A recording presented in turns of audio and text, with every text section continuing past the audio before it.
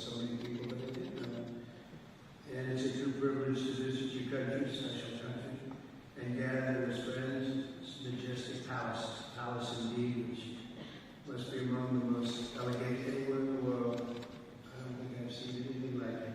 So I said, I want to recognize the Prime Minister who's done a fantastic job, His Excellency Sheikh Mohammed, whom I was honored to host at the White House for dinner last month. Qatari has returned the favor with unbelievable splendor and warmth. I'm honored to be the first American president ever to officially visit your great country. It's a great honor for me, especially since I've known the incredible gentleman on my left for a long time, a lot longer than I've been in politics. I knew him then, and I said, this guy's going to make it someday. And I guess I was right, but I've known him a long time. He's been my friend for a long time. And it's a real honor. I didn't know that I was going to be president, and I didn't know how successful he'd be. And what he's done with this incredible piece of land, this beautiful piece of land, what he's done is incredible, unthinkable. So we were both in a much different position long ago, and it's been a lot of fun for me to see him rise. I also thank the many other Qatari government leaders who have joined us. And let me say to my Chief of Staff, a very, very special person. She is considered the most powerful woman on earth. If you know her, you would know that anyway. The most powerful woman, but she's really one of the greatest people you'll ever meet. Susie Wells, I want to say happy birthday to you, Susie. Happy birthday.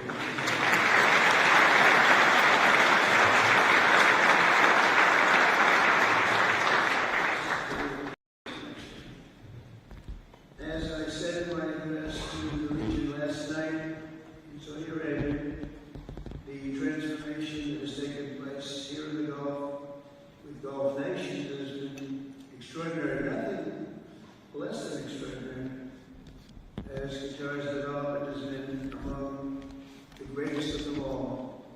Nobody's seen anything like it. Your country now stands as a hub of global commerce, diplomatic force on the world stage, and has even hosted the World Cup. People said, oh, the World Cup is going, and by the way, Johnny's here, so that's where he's Johnny. Congratulations, Johnny, because you're going to be with us next. He's coming to the United States, actually. Thank you, great job you do, Johnny. The Emir is building a stunning legacy of economic progress, engineering marvels, what I've seen is incredible, and cultural attainment that should make this entire nation so very, very proud. They are proud. Our friends that live here are so proud. You only have to look at the shimmering skyline of Doha or the beautiful waterfront promenade, which I just looked at a little while ago. There wasn't a tree out of place to understand Qatar's amazing path to modernization and prosperity. And you've done it all while honoring your heritage. You've always stayed with your heritage. You haven't given it up, maintaining your culture, embracing your national traditions. To the Emir, to the royal family, and to this entire nation, congratulations on a spectacular job. Well done. Congratulations, really something.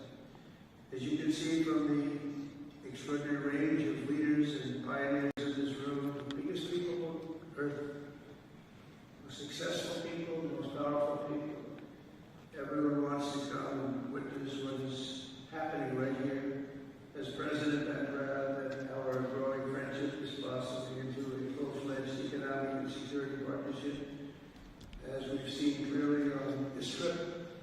Because we're setting records on this trip, we're bringing a lot of investment back into the United States of America. It's coming back at levels never seen before. Never seen anything like it. In 2 months, we've done more than anybody. I don't think there's ever been anything close. And that means into any country. In addition to our agreement that will lead to the $1.2 trillion of economic activity before we even start about the Boeing deal and all of the other deals that we talked about today. We're pleased to supply your military with billions and billions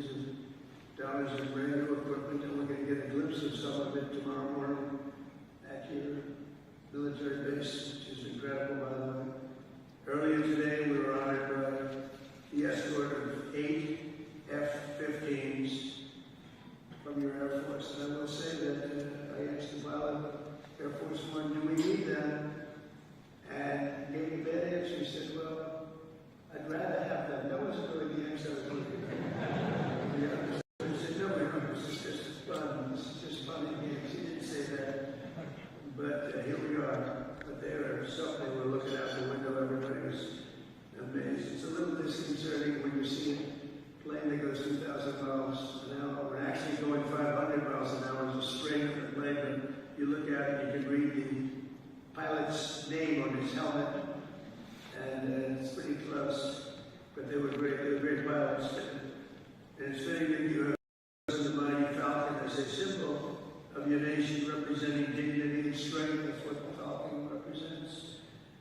Our Qatari partners showed that spirit last weekend when you helped negotiate the release of the last living American hostage in Gaza, Egon Alexander.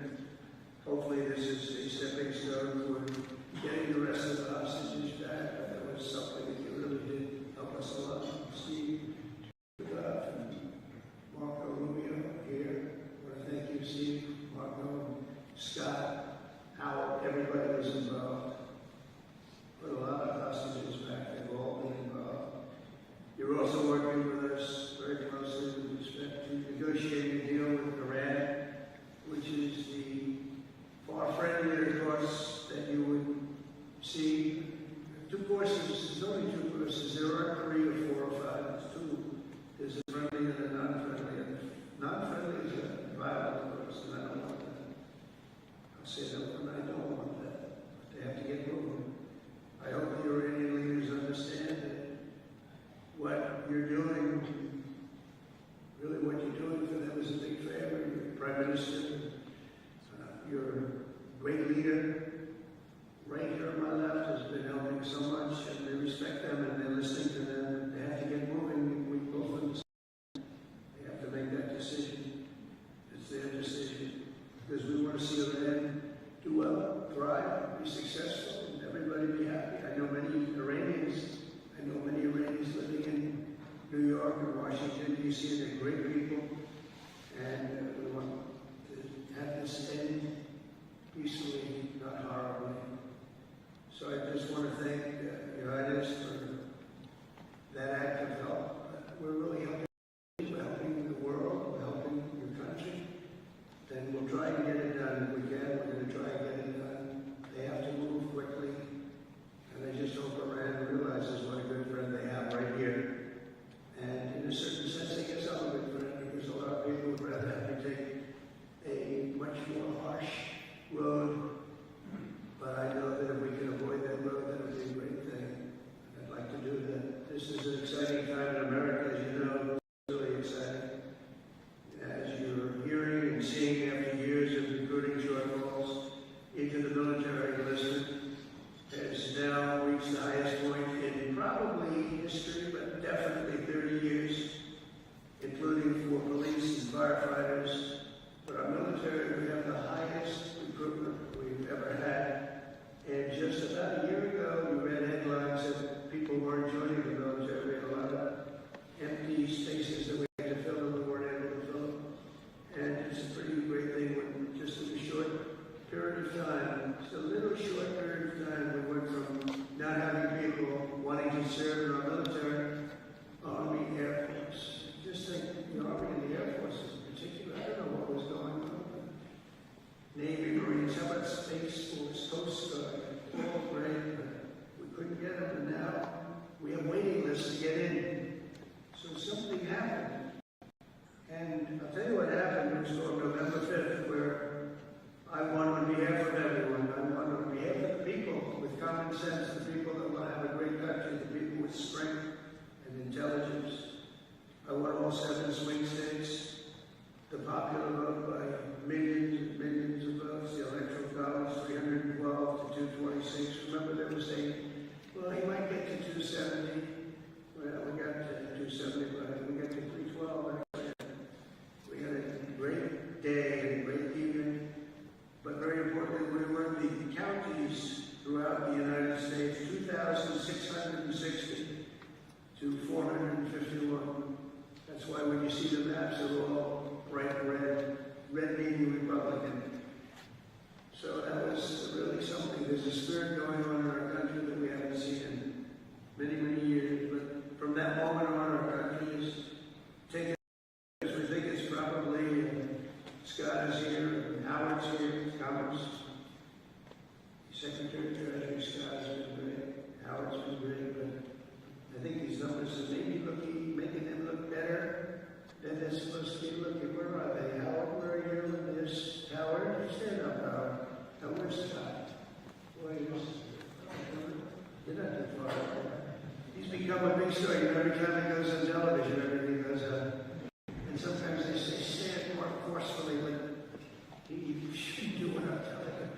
Because every time he goes, he's really considered one of the great gurus, one of the great geniuses in markets and understanding markets. And he does understand the market. And he also understands that we took on a terrible situation that was left to us by a prior administration. And within a short period of time, I think we're in great shape. I think we're one of the most, maybe the most talked about. We are the most talked about anywhere in the world. We're really, and this is in a short period of time. This is during probably 100 days, or more than 3 months. And let's say the first month doesn't count because for the first month I wanted to fix up the old office, make it look really nice. So just in a couple of short months, we're taking in numbers that nobody ever thought possible. I don't think there's ever been anything like it in any country. And certainly there hasn't been enough. So we'll be well over $10 trillion. And I want to thank your Highness for helping with that number. It's a big contribution. But you know you can count on us, and you know that it's going to be a great investment for you. It's been a great investment over the years. So tonight, let us give thanks for the blessings of this friendship. We have a great friendship, our country and your country, added to by our friendship. And in keeping with the title of your national anthem, I want to wish peace to the Emir and to all Qataris. Working together, we can help the entire region unlock its potential. Unbelievable potential here. Such a rich land, such beautiful, magnificent. It's just a magnificent place. And you're unlocking its potential. You have a truly great leader and royal family. You have a great leader. Because you can have great land, you can have great wealth, you can have oil all over the place, the oil and gas like nobody has. If you don't have a good leader, it doesn't mean a thing, and you see it all the time. There are a lot of places with oil. There are a lot of places with everything that you're supposed to have for success, and they're not successful. But you're successful because of a man that's sitting on my lap. That's a special man. So I just want to say it's an honor to be with you tonight. And I look forward to coming back and watching some more buildings go up and everything else that we do at a level that few people can even think about. And I hope you can help me with the Iran situation because it's a perilous situation and we want to do the right thing. We want to do something that's going to save maybe millions of lives. Because things like that get started and they get out of control. I've seen it over and over again. They go to war and things get out of control. And we're not going to let that happen. So I want to thank you and the Prime Minister and everybody else for the help you've given us. And in turn, we'll do things for you that I think you'll be very, very happy about. And that's more important than anything else, leading a great and safe and prosperous life in a fantastic country. Thank you very much, everybody. I appreciate it. Thank you.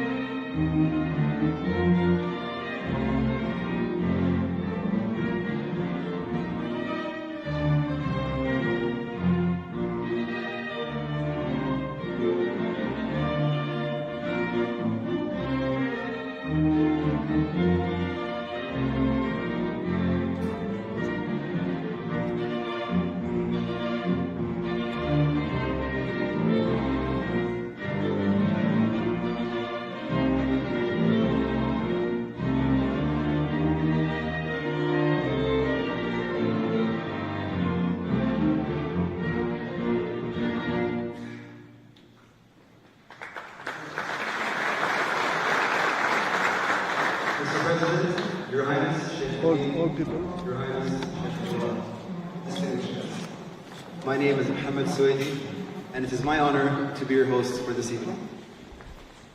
Welcome to Lusail Palace for this special evening. Tonight, we will be embarking on a culinary and cultural experience with a musical journey curated by Qatari's very own KVAL, followed by our special for this evening.